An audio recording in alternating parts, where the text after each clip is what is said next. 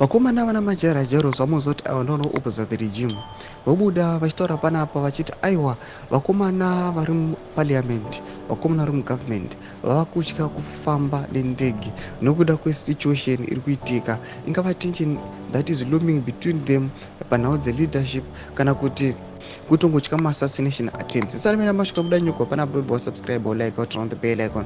Pana patona majarajaro amposta this picture VP Chiwenga muri kuona iro onyora achiti when President E.D. Mnangagwa went to Chiwenga University by road, Chiwenga also went by road to his rural home in Wedza for his uncle's funeral.